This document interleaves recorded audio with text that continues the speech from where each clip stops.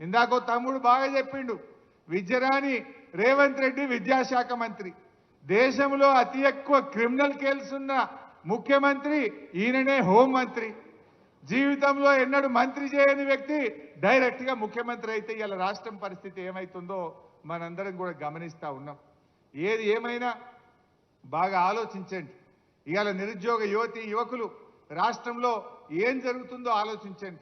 ఆనాడు బీఆర్ఎస్ ప్రభుత్వం టీఎస్ ఐపాస్ తెచ్చి పారిశ్రామికవేత్తలకు రెడ్ కార్పెట్ వేసి పెద్ద ఎత్తున ఐటీ ఉద్యోగాలు సంపాదించింది, పెద్ద ఎత్తున పెట్టుబడులను ఆకర్షించింది, పెద్ద ఎత్తున ఇండస్ట్రీస్ పెట్టించి ఎన్ని వేలాది ఉద్యోగాలకు అవకాశం కల్పించింది.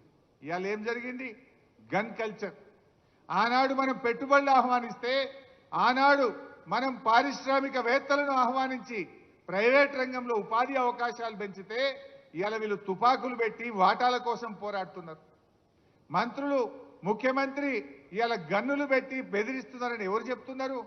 స్వయంగా కేబినెట్ మంత్రి గారి కుమార్తె చెప్పింది, రేవంత్ రెడ్డి తుపాకిచ్చి పంపిండు, బెదిరించి వసూళ్లు చేస్తున్నాము అని చెప్పి మనం చెప్తలేము, మంత్రి గారి కుమార్తె చెప్తుంది.